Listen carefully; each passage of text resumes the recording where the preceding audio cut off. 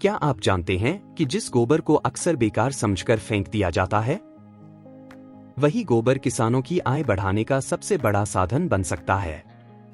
जरा सोचिए, अगर गाय और भैंस के गोबर से गैस, बिजली और जैविक खाद बनाई जाए और उससे किसानों को अतिरिक्त कमाई भी हो। इसी सोच को हकीकत में बदलने के लिए भारत सरकार लेकर आई है गोबर्धन योजना। तो दोस्तों, आज के इस वीडियो में हम जानेंगे कि गोबर्धन योजना आखिर क्या है, इस योजना का लाभ कौन कौन ले सकता है और इससे लोगों को क्या क्या फायदे मिल सकते हैं। तो वीडियो को अंत तक जरूर देखिए, क्योंकि हो सकता है कि यह योजना आपके लिए आय का एक नया रास्ता खोल दे। सबसे पहले जानते हैं कि आखिर गोबर्धन योजना क्या है। इस योजना की शुरुआत भारत सरकार ने वर्ष 2018 में स्वच्छ भारत मिशन के तहत की थी। इसका मुख्य उद्देश्य पशुओं के गोबर और जैविक कचरे का सही तरीके से उपयोग करके स्वच्छता को बढ़ावा देना और किसानों की आय में वृद्धि करना है। तो अब सवाल यह है कि आखिर गोबर्धन योजना इन दिनों इतनी चर्चा में क्यों है। दरअसल सरकार देश भर में बायोगैस और सीबीजी संयंत्रों की संख्या बढ़ाने पर लगातार जोर दे रही है। इसके लिए गोबर्धन योजना के तहत कई नई परियोजनाएं शुरू की जा रही हैं, ताकि गोबर और अन्य जैविक कचरे का बेहतर उपयोग किया जा सके। यही कारण है कि गोबर्धन योजना एक बार फिर चर्चा का विषय बनी हुई है।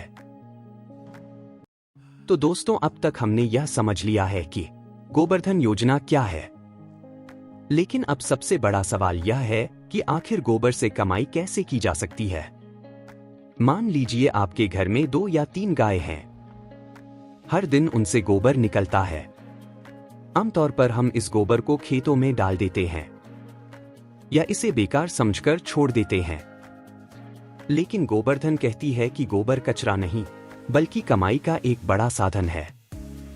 तो पहला कदम गोबर और जैविक कचरे को इकट्ठा करना है।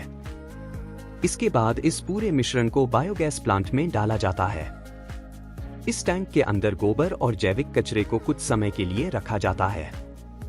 कुछ दिनों बाद इस गोबर से बायोगैस बनने लगती है, यानी जो गोबर पहले बेकार समझा जाता था, वही अब ऊर्जा का स्रोत बन जाता है। अब आप सोच रहे होंगे कि गैस बनने के बाद बचे हुए गोबर का क्या होता है।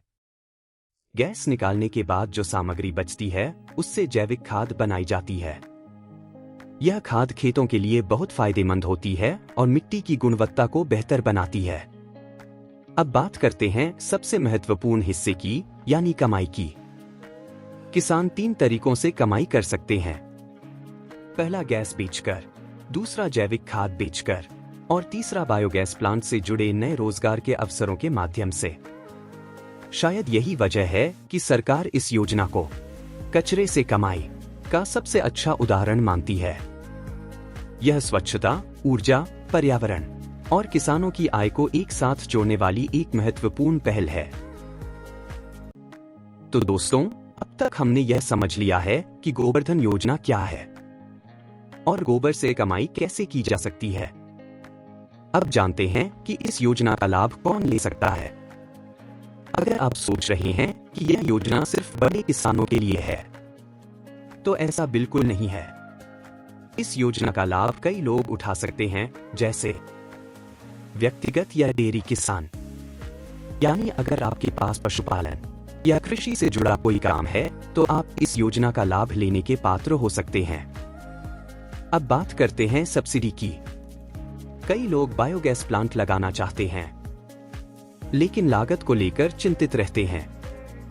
इसी को ध्यान में रखते हुए सरकार आर्थिक सहायता भी प्रदान करती है। प्लांट की क्षमता के आधार पर केंद्र सरकार की ओर से वित्तीय सहायता दी जाती है। इसके अलावा कई राज्य सरकारें भी अतिरिक्त सब्सिडी प्रदान करती हैं। अगर आप इस योजना के लिए आवेदन करना चाहते हैं या अधिक जानकारी प्राप्त करना चाहते हैं, तो आप आधिकारिक वेबसाइट पर जा सकते हैं। दोस्तों, गोबर्धन योजना हमें संदेश देती है, कचरा कभी भी बेकार नहीं होता।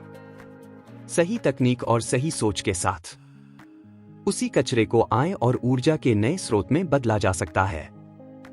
गोबर्धन योजना गांवों को आत्मनिर्भर बनाने की दिशा में एक महत्वपूर्ण कदम है।